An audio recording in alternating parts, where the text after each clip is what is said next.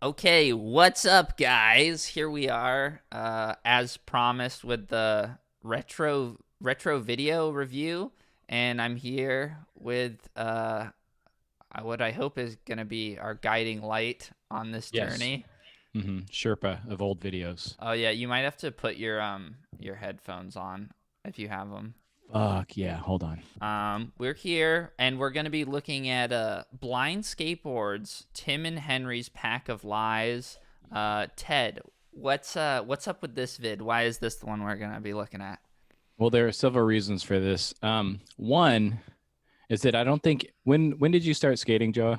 I don't know if I was 5 or if I was 9. I I don't know which age I was, but let's say 2002, maybe. Let's just say roughly around that time. Okay, Maybe so 2005, somewhere in that period. all right. Well, so blind pretty much kind of sucked then, right? I wasn't really in tune with the hottest trends. I really Right. liked Yeah. Almost. I know that. Okay. All right. In the same family, but like the blind skateboards of 2002, 2005, or any time after pretty much 1996 was a very different beast. And this is like when Blind was its absolute fucking coolest. So Okay. Blind was started by Mark Gonzalez as a sort of move against Vision. So one of Hmm. the big three kind of cheesy 80s companies that kind of ruled the industry, like when Mark turned pro. So Blind, Vision, get that. Yeah. I started with, and the team was him, Jason Lee, Jordan Richter, weirdly, um, Rudy Johnson, Guy Mariano, and briefly Danny Way. They put out Video Days, which have you seen? Dude, fuck. Dude, All right. I've totally seen that video. I Oh, love yeah. that Okay. video, Yeah. man. You know Video Days, right? I I Uh, I know of Video Days.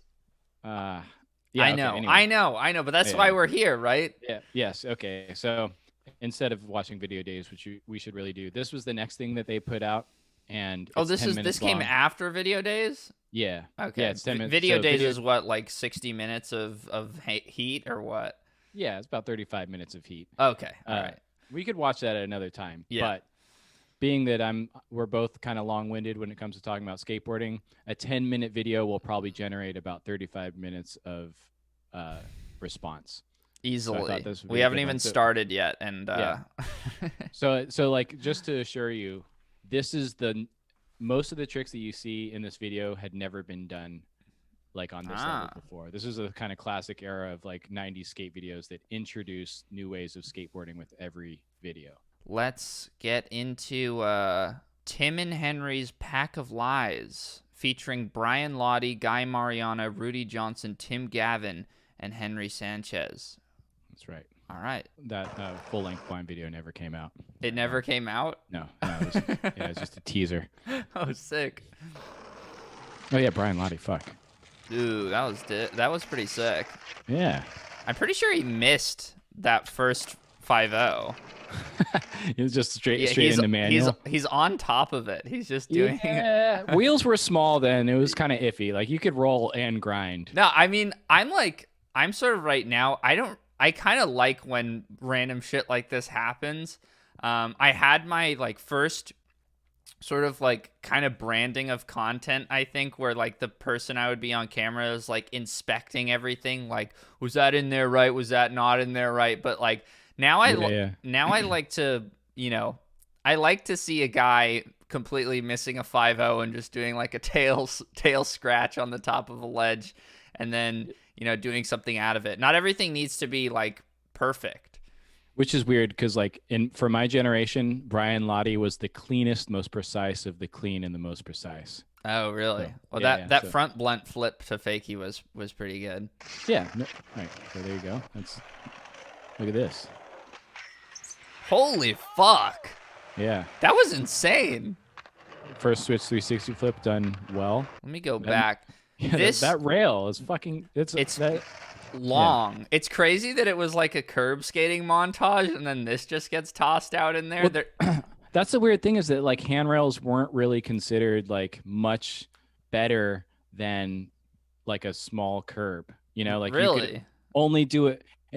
Think about doing a no slide on a big round aluminum bar too. It's nuts. Like that was the caveat that I was sort of, when I did my stupid slide tier list video where I was like not serious at all. I was like, if you're gonna if you do nose slide a rail or something, like if it's a crazy rail, then it's like, then I think it's pretty cool. For the same reason that when Clive Dixon did that absolutely massive nose blunt, he was doing it on this fat ass rail. And this is a similar thing, I guess, but just a million years ago. Yeah, 92. Yeah, he's holding that thing, which is nutty. That was clean as fuck, too. Yeah. This nollie big heel, which I kind of hate that trick, but I like that one. I mean, just imagine that's like the first one that's done. Yeah. Rudy Johnson, classic. A couple switch tricks. You know, you could front 180 up a set of stairs back then and get away with this. There's a lot of switch Mongo action. Switch double flip. The switch double flip into the just switch Mongo push and the clip ending. That's good stuff, dude. I like that. That's good. All right. So, do you have any thoughts on Tim Gavin? Does that name ring a bell with you at all? No. Nothing. Wow. Okay. Zero. No idea who this gentleman is. Yeah. Okay. Well, let's just see what he's got. The funny thing, though, that I am seeing is, like, I don't know if you are familiar with any of, like, the curb skating meta, like Bale Gunberry, the guy who did the video, he called it that, and basically it's just him and, like, Ronnie Krieger and some other dudes skating curbs for 30 minutes, I think. And he skates little tiny wheels. Yeah. So I think that maybe there's something about getting into slappies that is easier when you have small wheels. I think all the like weird slappy nose slide, nose grind combinations were definitely like aided by tiny wheels, and wheels got really fucking small in this period. Right. Okay. Which kind of also like made vert skating even more difficult and less cool to watch. So videos like this kind of killed vert in the sort of subculture of skateboarding. The wheels killed vert. Yeah, and just the appeal of like, oh, you can skate curbs out in front of your house instead of like going to the skate park and padding up. And also just like if you're a vert skater, you're like considered corny and like a dinosaur if you're skating big wheels in 1992. No one wants to see that. Yeah. So all that. Let me ask you this, in your perspective, when did vert actually like, when did vert kind of make its best and its grandest comeback? Because since like what I can remember of like Tony Hawk X Games type of period of time, vert has always been sort of like on the back burner, where it feels like very random that I am exposed to vert skating, even though I like it. Yeah. I would say that it started to make its comeback in 95 when X Games started to like vert is much easier to judge in a contest, and it's much easier to present on TV. And so that's when it like started to like a lot of those vert pros, including Tony Hawk, started to like get notoriety on the mainstream. Whereas like at this point, skate parks were shutting down. Vert was just kind of hard to watch on video because it was just like, it wasn't exciting. It's the same background and it could be so gnarly, but you just don't appreciate it. So I think like this is like the dog days of vert. You know, there's still people like Danny Way and Colin McKay that were annihilating it. Mike Frazier a bit later, Neil Hendricks, but like this is, it just made more sense. Think about if you're Rocco, like the guy that like ran like World Industries and Blind and all this. Wouldn't you rather just like get your filmers to go film these kids at the beach skating curbs? And like, since the kids that are buying your boards can do that and they can't pad up and go to a skate park, like it makes more sense to promote street. Yeah. Much more marketable. Definitely. I can see that for sure. Old Day One background. Oh, was it? Yeah. Yeah, all these guys hung out. That was the sort of thrill of this video, is you like get a glimpse of your other favorite skater. Right. That was crazy. Backlift. Yeah. I was actually trying to do a crook backflip the other day, and on a curb, that shit was not easy. I was deathly afraid of going into backflip. Was it double-sided curb? Yeah. You just watch Tim Gavin do it. Or no slide backflip. Look at that. I That's think that was like an in-betweener. I don't know. Yeah. It's funny how this fit, especially because these kind of look like half cabs. I'm not entirely sure what those are. Those are the Vans Chukka. Oh, they're like Chukka mids? Yeah. Oh, okay. Because this fit is like would 100% be like totally appropriate right now. This was like a godlike fit in '92. Like I strove for this. Yeah, this fit is pretty sick. It's like got the right amount of risk with the maroon shorts. Yeah. That shit's dope. Yeah, he like ollies into a crooked grind thing. Yeah. Oh yeah. It's so okay. He starts in nose slide, but it looks like he's like nose sliding it like it's a nose blunt. Yeah.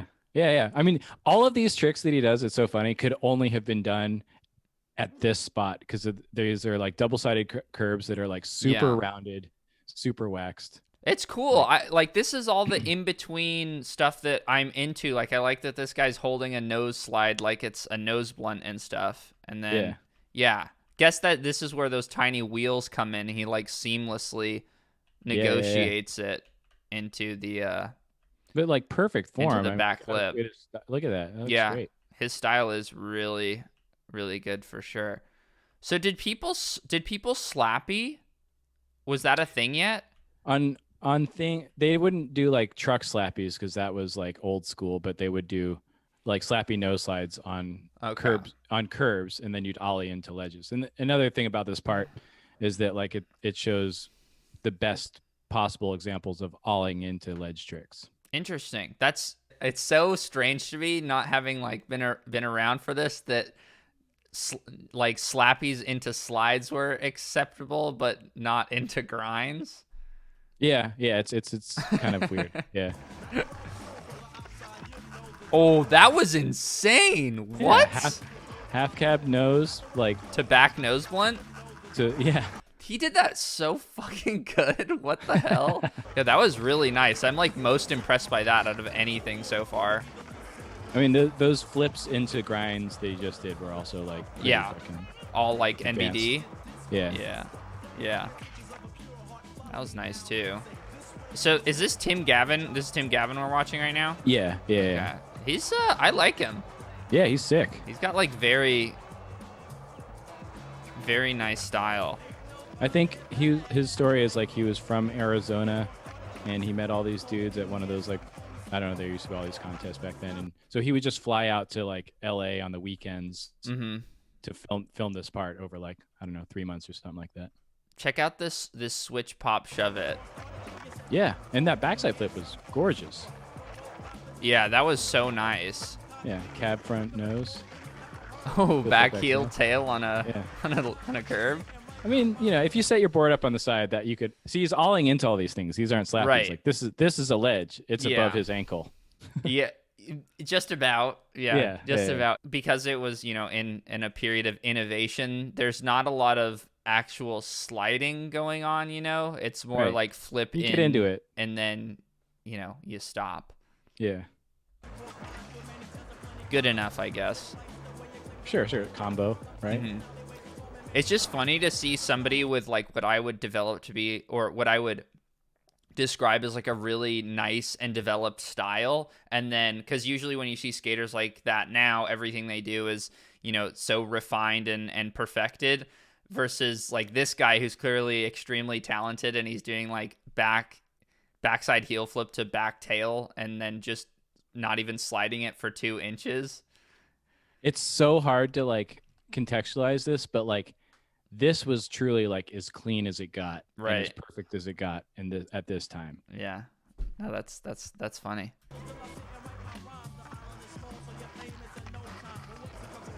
That was perfect, right? That back three was pretty damn good. Yeah, that was good too. This car that's in the background of this makes me think that like this isn't a real video. Like this makes me think that this is like planted by some, you know, skateboarding corporation. This seems like a car that would just be in a movie. Like there's like 100 of these sitting in a lot somewhere in Burbank for movie sets, like moon landing type shit. Yeah, Socrates or whoever filmed this just like was like, yeah, we need the yellow one this time. This whole landscape right here, this is like too perfect of a Cali vibe.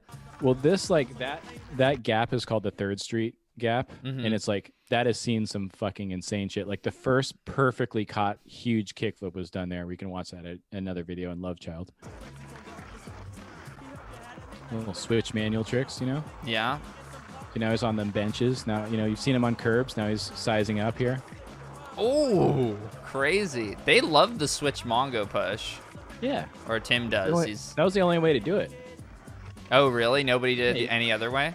Yeah, you couldn't push with your like other foot. That would be insane. You only push with one foot, you know? He's psycho. Yeah. Nice.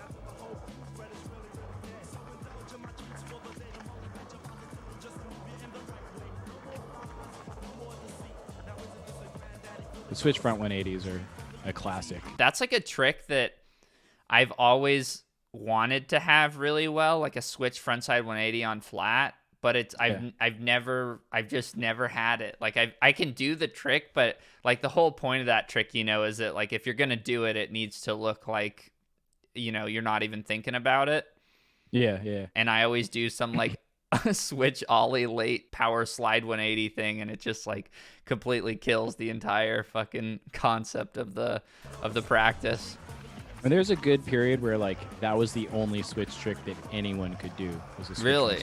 Yeah. Well, look at kickflip back nose. What the that was crazy. I mean, he's dug in. Yeah, he's fully locked into this trick. Wow. That's one of the longest slides in this video, and it's a kickflip backside nose blend. That's crazy.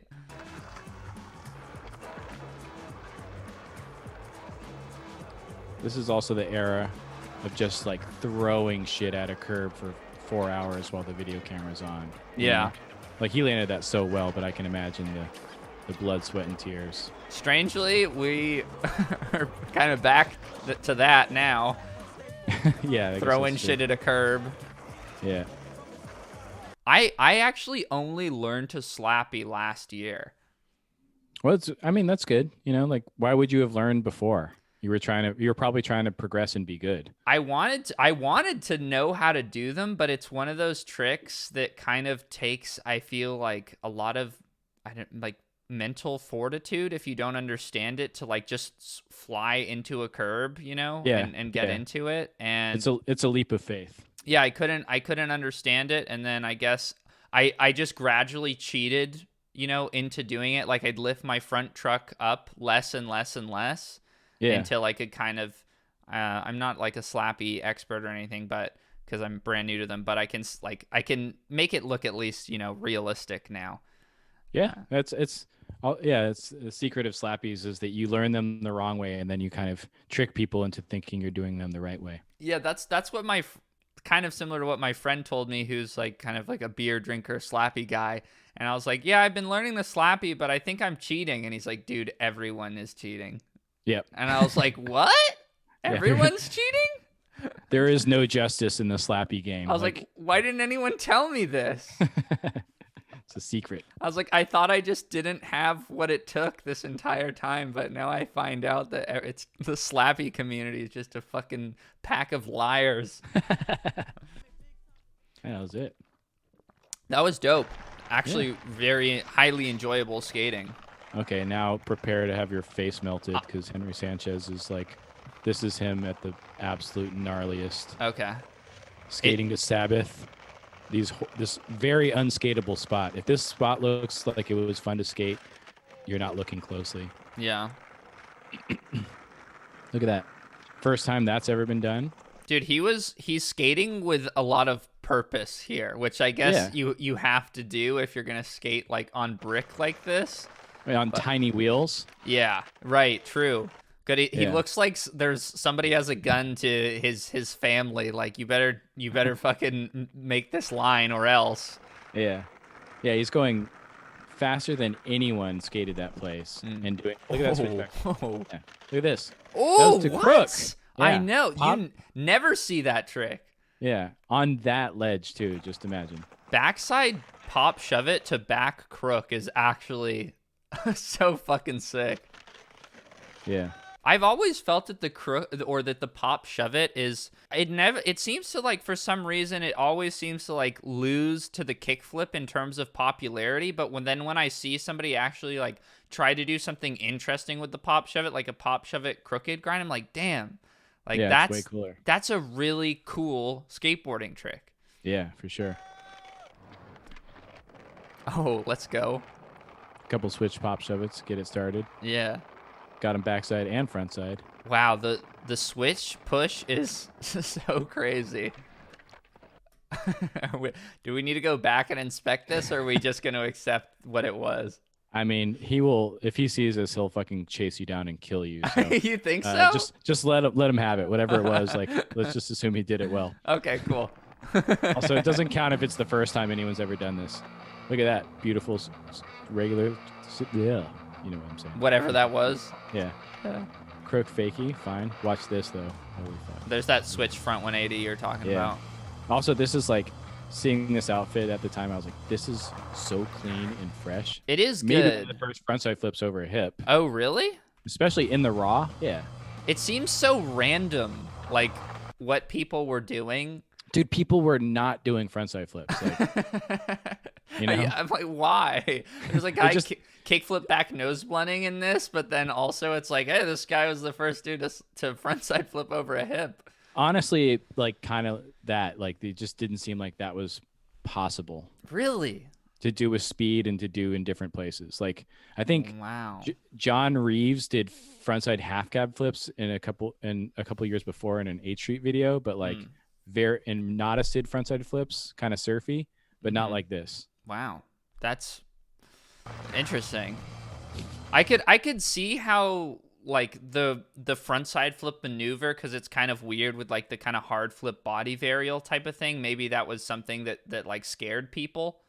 Yeah, you know, because it was just a matter of like you had to like flick the board, and kickflips in the 80s you kicked down. They were mobbed. Oh, like, yeah, right. That makes a lot of sense, because that's what I've been noticing in this is a lot of the flip tricks are like just kick down. Yeah, like on some Jeff Wan Song type of shit, where like the board just is like has a rock attached to it pretty much. But yeah, I don't. It reminds me of like the concept of. Have you ever tried to do an ollie north frontside 180? Yeah, right. That shit is hard. Super fucking difficult, and I'm guessing that's probably what it felt like for these dudes trying to do frontside flips on hips. Yeah, for sure. Gotta get your foot out of the way. Yeah. Look at this. Oh, switch big flip? Yeah, booking. Crazy. There's that gap again. Yeah, you really got to push to get anywhere on these wretched wheels, huh? Yeah. Jim's told me something. He showed me a 6-pack of wheels on FaceTime, and I was like, what the fuck? Why? And he was like, these were before your time, weren't they? I was like, yeah, I wasn't sentient when they were selling 6-packs of wheels. Why did they do this? And he was like, well, so you could buy 2 sets and you'd get three sets of wheels for the price of 2 or something. And I was like, wait, what? What the fuck is going? What? What are you talking about? Because they all flat spotted like hell immediately. Oh, really? Yeah. The wheels were garbage. Like, you'd get flat spots first day and you'd be fucked, and you'd be stuck on flat spotted wheels until they wore down. Yeah. Or like 3 months later, you got new wheels. Yeah, we're on Formula. We're not even on Formula 1 in this video yet. Huh. No. Yeah, absolutely not. Switch frontside flip. See? That was like better almost, I feel like, than the first one. That was like perfect. Because he didn't have like the bad habits of learning to skate regular before kickflips were a thing, and he could learn to flick his switch frontside flips. Well, yeah. Also, it's like doing a switch frontside flip. You kind of like flick them down sort of anyway. I mean, you're not supposed to, but that's like kind of an easier way to do it. But doing a regular frontside flip by flicking down would be a nightmare. No, totally. Yeah. It's because of that same like switch frontside 180 thing where like you land with your right foot and you can kind of like use the back wheels to bring it around. That doesn't work like in the same way when you do it regular. Oh, wait, did you just skip ahead, bro? Did I skip? The switch backside tail he did on the bank to curb. This one? Yeah. The tail stall? It's a switch backside tail stall. Yeah, it was. It was. It was. Is this like what ignited your switch backside tail fire? Kind of. I mean, seeing something like this, like in this part, for sure. Like this is like that's. I mean, there's probably not much wax on that curb. That curb looks dry as fuck. Maybe there was part of it, but it seems like if there was the part of it that was waxed, he reached the end of that based off of the script. Yeah. the screeching sound. But still, like that had never been done. I don't know. This seems like a very 90s spot. This bank to curb. I mean, I'd like to skate there now. Yeah, same. But we're right back there to all the trends. Yeah. Yeah, exactly. I think it's funny how this fisheye looks so shitty to me. When the lens falls off the camera, I'm like, all of this footage probably would have looked a lot better if they just didn't have that fisheye lens on it. Like, just this camera, just being the standard camera, probably would have looked way better. Yeah, just long lens. Yeah. But that's like the same when I was a kid, I had what was called a flip camera, and basically it was really similar to how the iPhones are now, but it was a lot thicker, and it just had like this big camera like in the center of it. And I wanted to have a fisheye so badly that I went to Home Depot and I got a peephole, and I like duct taped the peephole onto the front of the flip camera. And that's how I filmed stuff. It's like, dude, all of my footage would have looked so much better if I had just used the long lens on it. But like, that was it. I was just blindly mimicking what. Yeah, it's like you like see that, oh, this is how skateboarding's supposed to look because this is the convention that I've grown up watching. Yeah. And I had a friend. We didn't have fisheyes like in Texas. Like a friend literally used a bottle bottom, like the bottom of a convex bottom of a bottle somehow as a lens. Yeah, I bet that looks real crispy.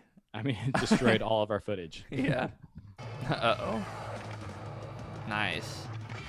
That's chill. Was that switch? Yeah, so the one on the bank to curb so is he's regular. goofy. Yeah. Okay, yeah. And so this was switch, yeah. So that's just like, again, for a video, like sort of showing those like reverse lines, like, okay, you just saw him do a front blunt, unthinkable on a bank to curb. Now he did it fucking switch going Mach 10 on a curb. Mark Suciu, inspo exposed right now? Possibly. I mean, you know. Do you think Mark watches old skate videos? Yes. You do? Absolutely. Really? Yeah, fuck yeah. He's not like, you know, he's not your brand of young person. He cares about history. Yeah. How old is he? He's like what, like 28 or 29? Yeah, he's a bit older. So he's like a proper millennial. He studied. Yeah. When there was still hope in the world. Yeah, exactly. Yeah. I'm technically a Zoomer. The cutoff is 1997, which is the year that I was born. And so I'm the oldest Zoomer. I'm the first Zoomer, and like everybody else before me is a millennial. So I'm like in a weird position of like still having like my mind completely like corrupted and deteriorated, and my attention span devastated by like social media and stuff. I don't know. It always feels like such a chore to go back in my mind and watch this kind of shit, but you know, watching it now feels like it's making me want to watch more shit, because regardless of like the fact that it's historical and like I'm supposed to be aware of this stuff, it's actually really, I think, entertaining, and like it's actually really cool skating. Yeah. Well, I think the cool thing about, for me, like history in skateboarding is that it's all still here. Like you could literally spend 2 hours a day just watching old videos, and you like in 6 months you could see everything that's been done. Right. You know, and you'd have a much better idea of the sequence. Like in my field in art history, like there are so many movements and so many people and so many artists that like had huge careers and like have no legacy because like just people don't know about that history. Mm-hmm. And so it's cool that like we have such a visual culture that and YouTube is available. But I get you that it's like hard to know where to start. Yeah, if you don't know anything, it seems like totally overwhelming. Even though I'm sure it's not, because like there's nowhere near as much skating being released, obviously, in the 90s as there is now, and probably less people doing it too, right? Right. And one of the reasons for that is that like if you weren't skating on this level, like if you like the last 3 tricks he did is frontside blunt pop out on a bank to curb, switch frontside blunt, and then he did a frontside half cab backside 5-0. Like no one ever did that. Right. You know? So if you're not skating on Henry's level, like why would you put out a video? Right. You know? Yeah. Like that's a really interesting the progress angle of like the 90s is interesting. It also makes it easy to historicize this stuff. Look, see that thing? Nollie, front 1A nollie switch. This one, you don't see this trick that much. No. But I like that trick. Oh, into tail slide? Yeah, why not? If you're just beasting that day, this is all the same day. Like why not? I like it. Like this feels like a more snowboardy maneuver to like go into a slide or a grind and then just continue like going all the way around. Yeah. People don't do that stuff. And I don't think the snowboarders were doing that back then either. You know, if they absolutely owned snowboarder idiots. That was sick. He held the grind for a super long time. Yeah. Yeah. I don't think I've ever seen that before now. Like that trick. He landed clean. Hard flip. Wow, that was crazy. That didn't even look like, dude. That did not look like a hard flip. Just imagine like no one has done a hard flip that big and that fast, and like getting your body around it and getting the board under your feet. Yeah, you could tell that this trick is like in the beta stage. It's he's still figuring it out. It's not like it's not what it is now. You know, the hard flip is one of those tricks where I feel that like science has gone too far on the hard flip, where I actually think that it's been over engineered it's the same thing as like doing like a spread eagle tray flip, I think, where it's like the athletic, because this trick it kind of has like this flowiness to it and you can perfect it, that like the athleticism, you can really show how athletic you are on a hard flip, and like you catch it with like all this like Luan type of steez or Aurelien Giroux. When those guys do hard flips, it feels like abusive to me. It doesn't feel like there's a good relationship between the hard flip and the hard flipper. Whereas like this, like I think if you learn a legitimate hard flip, like the first week you have that trick, it's like doing a frontside flip and then just deciding not to spin your body all the way around, and that's what he's doing right here. Yeah. Yeah. You're like working backwards. Yeah, totally. And it's just like literally figuring it out. Like it's like, okay, that's how that works. Right.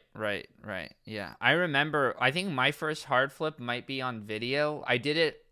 It was like in my phase of when certain flip tricks I could only do down stuff, you know? And I think hard flip was one of those where I just needed a couple extra milliseconds to get that thing to flip all the way around. This shit he does on this thing, like this little bank to curb at barrel, is like that's insane. That was actually a nice back tail. Yeah. Okay, so that was backside nose slide to shove it out. Yeah. Nice. I like that. This looks super steep. Yeah, it's really hard to skate. Yeah, it definitely does not look easy. Damn. Yeah. When he hit the ground, he just stopped. There's nowhere to go. Back tail is clean. I mean, what's rad about him is just like pure aggression. That nose blunt side. Holy fuck. Oh my god. Yeah. So people saw this kind of as not being that much crazier than skating a curb? I mean, that lip slide? Yeah. Yeah, that's more tied to like 1990 than like, no one was thinking like, oh, this lip slide's like what makes the video, you know? It's everything that came before that was on a curb. Yeah. It's cool. It shows that he's like well-rounded. Right. But it wasn't like, no. But it's not like what people were necessarily interested in. No, not at all. Yeah. Wow. That was crazy. Switch front tail, nose blunt transfer. Ooh, buttery. Ooh, yeah. Holy tech god, dude. Transfer. I know, yeah. This manual pad is getting decimated. I think it was like 2 inches on one side. But, I mean, dude, half cab flip. This is a lot of manual tricks. And it looks like one session, too. Yeah. Nice. You can tell he's kind of like super competitive. Like he fucking just annihilates Tim Gavin in this little section. He does like, all of his manual tricks better, faster, more aggressive. Like annihilates that double-sided curve around the corner. Mm-hmm. Fakey pop shove it. Fakey Oh my god. This is like a PEMDAS math problem. How he does this trick. There's an order of operations to this. Wow, the flick was so late. Holy shit. That was crazy. If you did this now, then people would think that you were being cheeky. You know what I mean? But like again, I'm sound like a broken record, but seriously, like you needed this to pave the way. To put things into like context, this same summer, I was at a contest in Houston, and people were talking about whether it was cool or not to catch your flip tricks. Like they were talking about Love Child, because this guy Jed Anderson does like a beautiful kickflip and he catches it like at its height, and that was like kind of one of the first ones that you saw. Like this is just coming out of the era of just throwing things straight downstairs and hopefully landing on it. So, you know, a nollie backside heel in 92, he's not going to catch it. It's not going to look like Robert Neal or whatever. Yeah. Apparently that guy wants to stop skating after his next video part. I think that's like some Jay-Z shit, you know? That's what I think too. Yeah. Or like is saying like, I'm still going to skate and stuff, but I'm not going to be like, you know, skating like hard and stuff. Oh, good. God bless them. It's not as if there's aren't other skaters. Right. Pro skaters are pretty fucking fungible. So yeah, seems like I find that to be, because a lot of skaters I've noticed, like Nikel talks about that a lot too, where he's like I'm tired of this skate shit, and I think Kevin Bradley like says stuff like that too, where I'm not sure like what their plan is like outside of skateboarding, or like what the next thing would be. I can't really blame. I kind of like that there are these voices of dissent being like, pro skating isn't all that it's cracked up to be. In a lot of ways, we're being taken advantage of by these companies. So if y'all want another part out of me, this is the last one you get. If that's where they're coming from, that's cool. If that's just a way to like sort of build up demand and manipulate your like audience, then it's not cool. Yeah. Well, this is one of the things that has been interesting to me about witnessing what's been happening with Kevin Bradley over the last year, because like I've kind of made like a bit of fun of him for like not skating, and he's a pro skater. The skateboarding community tends to like see things in a really rigid fashion, and I never took his like skateboarding hiatus super seriously or anything like that. But people get mad. Like people are like, you're a pro skater, like you're fucking lucky, dude. Like you should be fucking waking up and skating every single damn day. And I can understand it from the perspective of somebody who's like, I would like for that to be me. So obviously you're in that position and I'm upset. But it's also like being somebody who makes, you know, videos for money about skateboarding. It's like, sometimes you don't fucking feel like doing it. Even though, do I want to work like a normal job? It's like, yeah, there's pros and cons to both things. Like when people have expectations of you and you're recognizable, and they are familiar with a certain standard that you're supposed to be delivering on over and over and over and over again. It's like, if you're a creative person or you're a skateboarder, like that can be daunting at times. So I can see the appeal of just like not wanting to engage with that, or engage with like this fan base or this group of people that has expectations of you. Because the plus side of working at McDonald's is that nobody fucking cares what you're doing, really. Like you can just kind of mind your business and not have to worry about it. Yeah. I mean, there that as an example of like someone like KB, or someone just sort of like being disenchanted with the industry, but saying that from within the industry is one thing. Whereas the other side of it is like, you brought this up on your like Burberry Airy thing, which is like someone who not only is like, do you guys have any idea like what I make? Like being a pro skater is a fucking joke. Like, and having this like fame that has very little to do with their like a traditional skateboard professional career trajectory. But also just being associated with like whack shit, like all that fashion shit that he's into is just corny. Like fashion Yeah. is like the only industry that's actually worse than fucking skateboarding in terms Right. of like how they treat their fungible talent. Mm-hmm. And like the drain on like just like it's a really bad form of capitalism that's Right. about fetish and desire. But the problem with like people like that is it's not just the pros. Like in the skateboard industry, like there's an industry, there are photographers, there are team managers, there are companies that have been devoted to skateboarding. I think you also made this point. That's like, that's the whole point. It's like these pros are kind of floating an industry that like maybe like owes them a little bit more money, but there are people behind the scenes that are dedicated to skateboarding whose job it is to take photos of these people and document them and to promote them.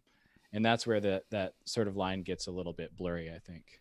The skateboarding industry is like this weird it's like kind of shrouded in mystery a little bit, where sometimes I don't understand how much money is actually in it. Like, yeah. I don't really know if people are being like underpaid, or if it's really sort of like as much of a struggle as it seems like. Because I talked to I saw Logan like 2 weeks ago or something, and he was talking to me about, you know, them figuring out how much they were going to charge for their boards, and they were like they're charging $70 for a board, and he said that's what they had to do to break even.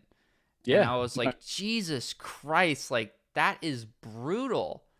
I mean, I think that's like hard goods, especially like they don't make money. That's why in some ways, like all of these people have to skate for companies like Nike or right. like a company with a bigger corporate infrastructure that can actually at least pay a regular paycheck based on your skating each month, you know? Yeah. Hard goods will never make a profit. Well, this is something also I've been thinking about a lot, and I've just been thinking about Vans and how I think Vans is, and if you have a different take on this, definitely let me know. But I think that Vans is maybe the most important company in skateboarding, like to the sustainability like of skateboarding, because I see Vans as this like kind of hybrid thing, which is that a lot of the time I think there's, and I've been guilty of this of myself in the past, that like if it's not like skater owned or whatever, then it's not core, and it's not the best company if it's not skater owned, because something, you know, Vans is owned by VF. We all know what VF is. It owns like, you know, the North Face and whatever other apparel companies. And it's like, does it actually matter if Vans is owned by a skateboarder, or if, you know, there are if there are X amount of skateboarders in the board meeting room or whatever? Because what I see happening is that Vans is paying a ton of people, and they make really excellent products. And like, if they heavily support international skateboarding, like if there's a contest in Canada or France with like 30 dudes, there's probably going to be some Vans banners around, you know? Like they throw money into all of the right places, as far as I can tell. Like a skateboarder that I know who's like barely even getting off the ground, they offered this skater like a fucking pretty decent contract that they can like live off of. And I'm like, oh, that's excellent. Like, this is what's going on behind the scenes with a company like Vans.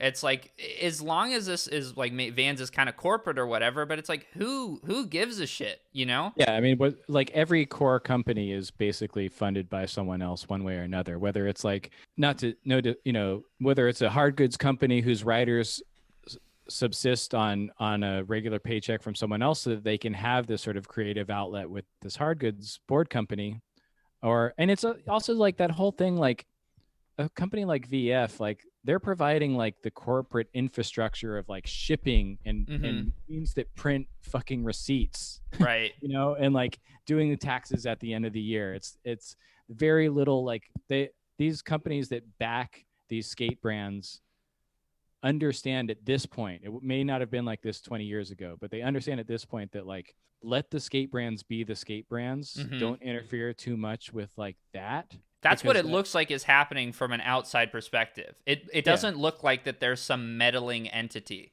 Yeah, but I also think that Vans is super interesting because very significant also because they chose to make a very major shift in the production of their shoes, like with the Jeff Raleigh in 1999. Like all the other big shoe companies like Soltech, America S, like whatever, were still just making these fucking clunky padded cupsole airbag having shoes with all this extra shit. And Vans, like when Jeff Raleigh got on Vans, he skated in canvas like, and then his shoe was a vulcanized shoe. And that like made like board feel and like this idea of like a classic skate shoe that we're seeing in this video more relevant.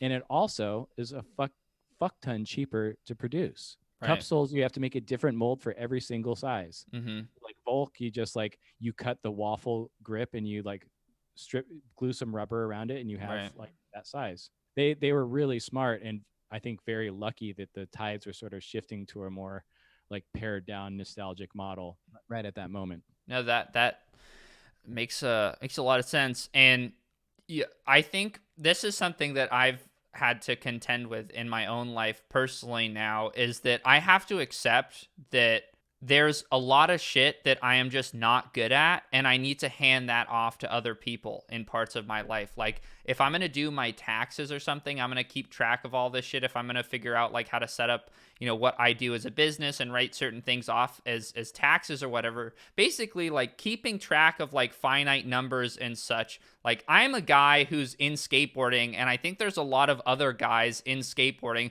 who are probably similar to me. Like all that detail oriented bullshit is not like the area that we excel in. So like as like not every single skater, but sort of like that's how I see a lot of other skateboarders. So having a partnership or like having Vans be owned by VF or something, and like what you're saying, that they handled the shipping and the receipts and all like the unfun things of owning a company, is like, that seems like maybe the right kind of direction that realistically that other skateboarding companies might, you know, want to consider. Because exactly, because look at the example of like people who have a great creative vision, who are fucking incredibly talented skateboarders, but tried to do it on their own without that sort of infrastructure, and those companies end up, you know, with very few exceptions, kind of going belly up or getting compromised in some way within half a decade.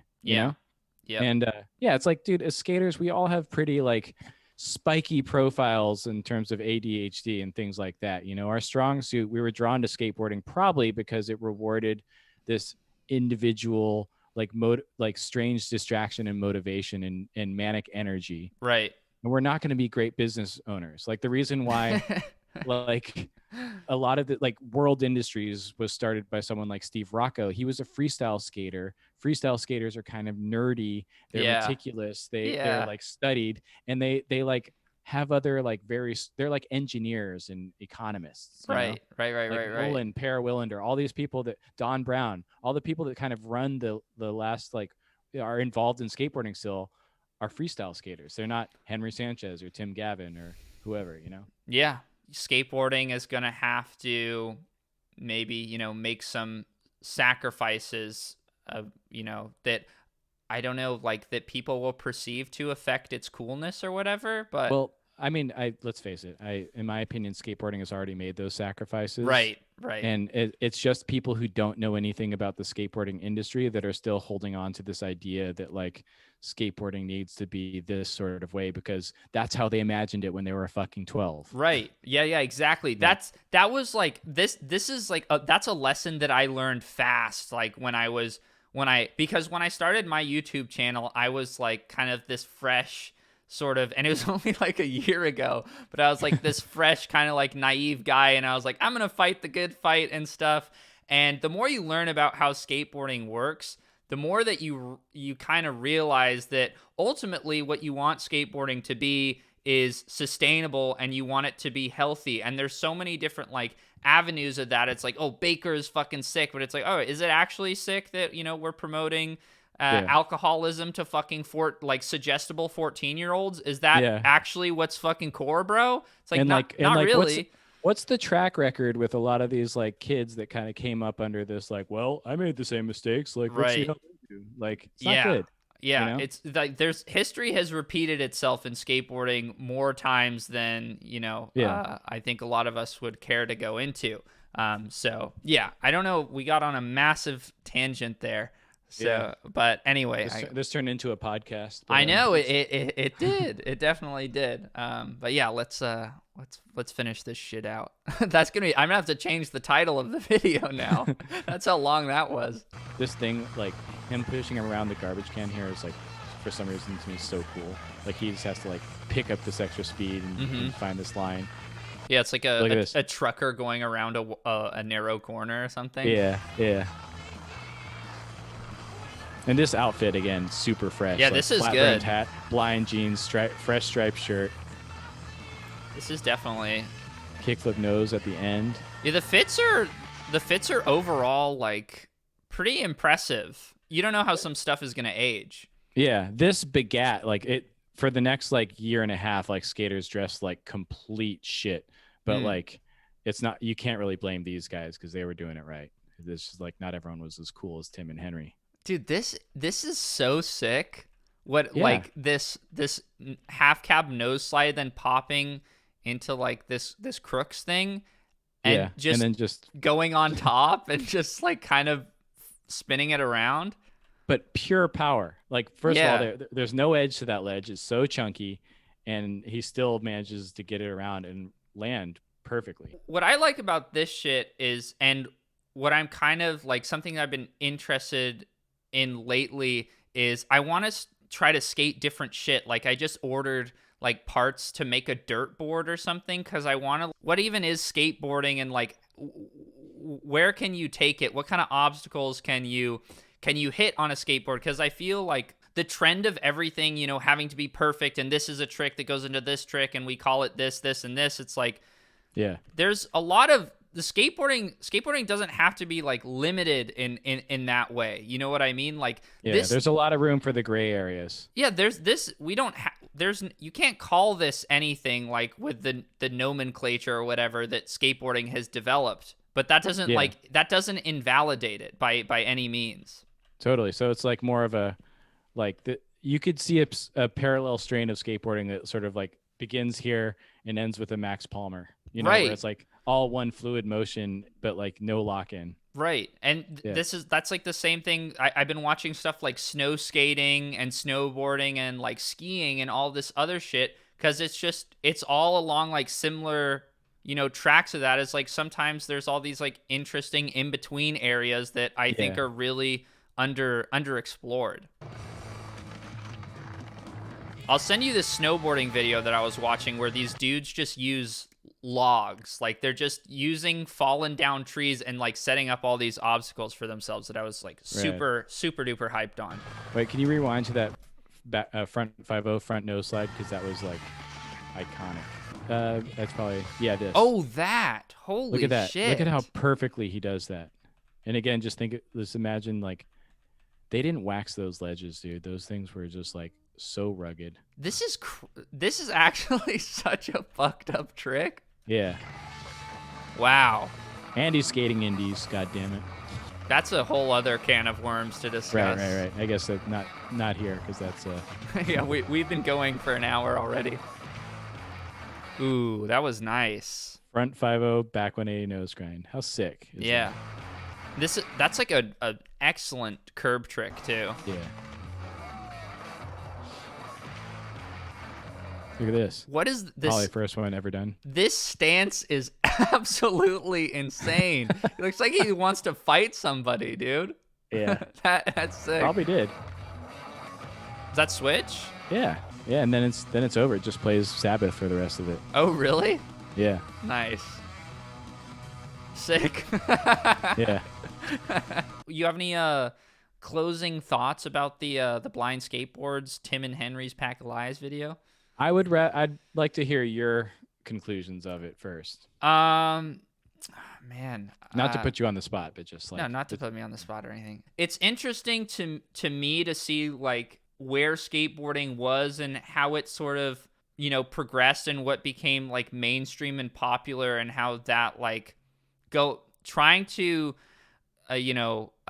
distinguish or like differentiate yourself with like the popular or mainstream of skateboarding, how that has like become interesting to me, you know, and that a lot of the things that I am inspired by, like by modern skaters, is like kind of the things that people were doing maybe like on accident a little bit. You know what I mean? Yeah. Right. Like that switch front 180 nose grind back 180 out that Henry does it in Embarcadero, that like he clearly slips out. So for me, like that whole thing, like that was the sort of blueprint to make things cleaner. Like after that, if someone had done that, they wouldn't be able to like slip out of it like he did. Yeah. You know? And like the skateboarding went in this weird refined stage for the next like 10 years or so, where things just got cleaner and cleaner and cleaner and longer and bigger. But so it's interesting to hear, like, based on your taste, like somewhere between like what Max Palmer or that kid Trung is doing, but also just like having grown up watching handrail chompers, the things that you noticed in this video were like the weird like Brian Lottie slipping out of that 5.0, Henry Sanchez, like his like ambiguity, and then the big rails, of which there are only two. Right. You know? Yeah. And whereas like for me, like what we were looking at was like, oh my God, was that switch? Was that 360 flip switch? Like, how is that even possible? How could your body move that way? For me, it's always fun to see that history as a teleological, like point A to point B development, and sort of be able to fit this video into this like longer history. We got to do video days on Patreon, because this one's like, could definitely do that. Fun to watch and way longer, too long for YouTube. I used to watch stuff on DVD. Like I'd get magazines in the mail, and then I would watch whatever like came. Honestly, a lot of my early skateboarding watching was just like shit like Strange Notes videos. Just free stuff. I think I used to watch Almost Round 3 all the time. And I think it's not an old video, man. I know, and I used to watch I watched Stay Gold a lot. Jesus, I would just watch the same things over and over again. We got a long way to go, man. I know. All right, but this is a great start. Thank you for humoring me here. Cool. Yeah, thank you for coming on, dude. My pleasure. Yeah, thanks for doing this. Okay, sick. I'm gonna stop recording.